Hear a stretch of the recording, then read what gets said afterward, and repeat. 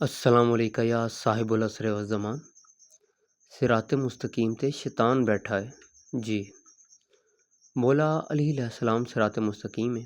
ये हदीस रसूल सल्लल्लाहु अलैहि वसल्लम है ते बड़ी मशहूर है। ठीक है, नेट तो भी सर्च करोगे मुख्तलिफ उलमा तो मिल जाएगी। इन्हां तो बाद सिरात मुस्तकीम मौला हसन अलैहिस्सलाम ने, क्योंकि हर दौर दा सिरात मुस्तकीम अलग है।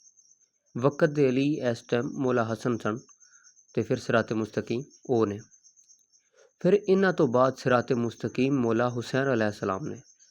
ठीक है, हुण जिहड़ी यजीदी फौज सी, नमाजी भी सी, रोज़ेदार भी सी, अलहाज भी सी, हाफिज़े कुरान भी सी, हज ज़कात भी करदी सी। लेकिन हुण इत्थे शैतान इन्हां चीज़ां तो नहीं रोक रहा। ना नमाज भी पढ़ रहे सी, रोज़ेदार भी सी, हाफिज़े कुरान तो ऑलरेडी सी। शैतान इन्हां चीज़ां तो नहीं सी रोकन दिया।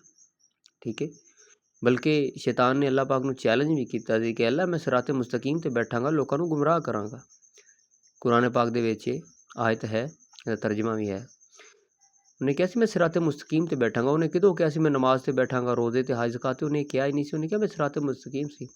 देखो ਉਹ ਜਿਵੇਂ ਇੱਕ ਹੁੰਦਾ ਨਾ फाइटर ਹੁੰਦਾ फाइटर, ਉਹਨੂੰ ਤੁਸੀਂ ਉਹਨੂੰ ਕਿਸੇ ਇਨਸਾਨ ਨੂੰ 20 ਹਿੱਟਾਂ ਕਰ ਦੋਗੇ, ਉਹਨੂੰ ਕੋਈ ਪਤਾ ਨਹੀਂ ਇੰਨਾ ਲੱਗਣਾ। ਲੇਕਿਨ ਜਿਹੜਾ फाइटर ਹੁੰਦਾ ਨਾ ਤਜਰਬੇਕਾਰ, ਉਹ ਇੱਕ ਹੀ ਜਗ੍ਹਾ 'ਤੇ ਮਾਰਦਾ ਜਿੱਥੇ ਪਤਾ ਹੁੰਦਾ ਕਿਤੇ ਨੁਕਸਾਨ ਹੋਏਗਾ, ਅਤੇ ਉਹ ਉੱਥੋਂ ਮਾਰਦਾ ਅਤੇ ਹੋ ਸਕਦਾ ਇੱਕ ਹੀ ਵਾਰ ਨਾਲ ਬੰਦਾ ਮਾਰ ਦੇਵੇ। ਅਤੇ ਸ਼ੈਤਾਨ ਵੀ ਬੜਾ ਤਜਰਬੇਕਾਰ फाइटर ਹੈ। ਉਹਨੂੰ ਪਤਾ ਹੈ ਕਿ ਮੈਂ ਕਿਹੜਾ ਵਾਰ ਕਰਨਾ ਹੈ ਅਤੇ ਕਿੱਥੋਂ ਮੈਂ ਰਾਹ ਬੰਦ ਕਰਨਾ। शैतान नूं भी ये मामला पता है। ਤਾਂ ਉਹਨੇ ਕਿਹਾ ਸੀ ਮੈਂ ਸਿਰਾਤੇ ਮੁਸਤਕੀਮ 'ਤੇ ਬੈਠਾਂਗਾ, ਅਤੇ ਜਦੋਂ ਸਿਰਾਤੇ ਮੁਸਤਕੀਮ 'ਤੇ ਹੋਇਆ ਤਾਂ ਇਹਨਾਂ ਦੀ ਕੋਈ ਵੀ ਸ਼ੱਕ ਬੋਲ ਨਹੀਂ ਹੋਣੀ। ਠੀਕ ਹੈ, ਹੁਣ ਜਿਹੜੀ ਯਜ਼ੀਦੀ ਫੌਜ ਸੀ ਉਹ ਇਬਾਦਤ ਦੀ ਤਾਂ ਪੱਕੀ ਸੀ, ਲੇਕਿਨ ਸਿਰਾਤੇ ਮੁਸਤਕੀਮ ਤੋਂ ਰੁਕੀ ਹੋਈ ਸੀ। ਸਿਰਾਤੇ ਮੁਸਤਕੀਮ ਇਮਾਮ ਹੁਸੈਨ अलैहिस्सलाम ਸਨ। शैतान ने उन्हां यजीदी फौज नूं नमाज़ां तो, रोज़े तो नहीं रोकिया, इबादत तो नहीं रोकिया, सिर्फ वक़्त दे हुसैन अलैहिस्सलाम तो रोकिया, वक़्त दे सिराते मुस्तकीम तो रोकिया, जिंदी वजह तो वो लानती ने। ठीक हो गया, शैतान सिराते मुस्तकीम तो रोकदा है, जिस तरह करबला दे विच मौला हुसैन अलैहिस्सलाम दी मार्फत तो, पहचान तो रोक दिता गया, तो बाकी इबादत जारी रखी उन्हें। शैतान बड़ा मास्टर माइंड है।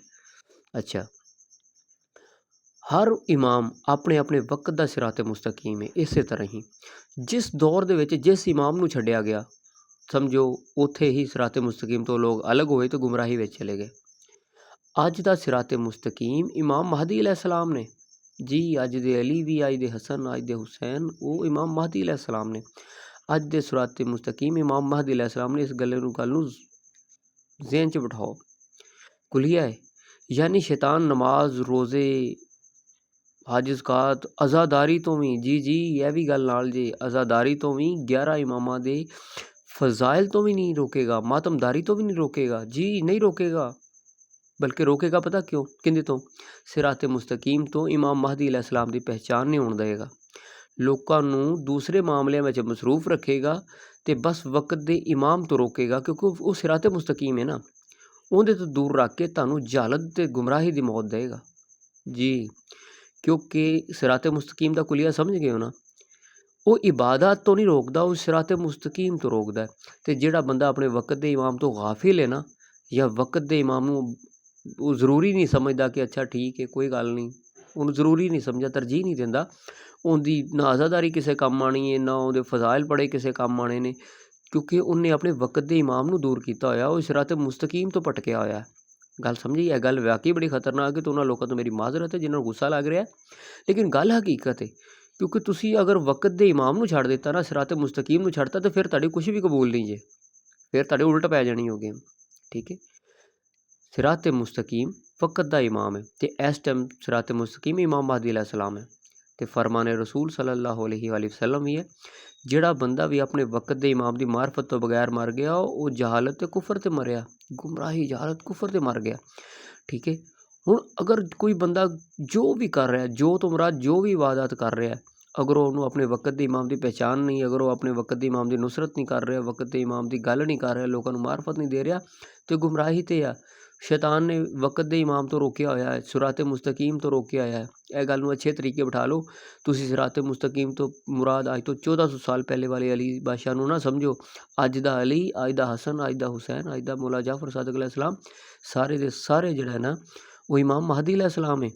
ਤੇ ਸ਼ੈਤਾਨ ਨੇ ਅਗਰ ਇਹਦੇ ਤੋਂ ਰੋਕਿਆ ਹੋਇਆ ਨਾ ਤੁਹਾਨੂੰ, ਤਾਂ ਆਪਣੇ ਆਪ ਨੂੰ ਹੀ ਪੁੱਛਣਾ, ਕਿਆ ਤੁਹਾਨੂੰ ਕਿੰਨੀ ਕੁ ਮਾਰਫਤ ਹੈ ਮੌਲਾ ਇਮਾਮ ਜ਼ਮਾਨ ਦੀ? ਕਿੰਨੀ ਕੁ ਮਾਰਫਤ ਹੈ ਤੁਹਾਨੂੰ? ਅਗਰ ਨਹੀਂ ਨਾ ਮਾਰਫਤ, ਨਹੀਂ ਪਹਿਚਾਨ ਮੌਲਾ ਦੀ, ਤੇ ਸਮਝੋ ਸ਼ੈਤਾਨ ਫਿਰ ਸਿਰਾਤੇ ਮੁਸਤਕੀਮ ਤੇ ਬੈਠਾ ਹੈ। ਤੁਸੀਂ ਜੋ ਕਰ ਰਹੇ ਹੋ ਨਾ, ਬਸ ਫਿਰ ਸਮਝੋ ਕਿ ਇਹਨਾਂ ਦਾ ਕੀ ਬਣੇਗਾ ਕੀ। ਬਾਕੀ ਹੁੱਬੇ ਅਲੀ ਰਹਿਮਤੁल्लाह, बुग़्ज़ अली लानतुल्लाह, बेशुमार।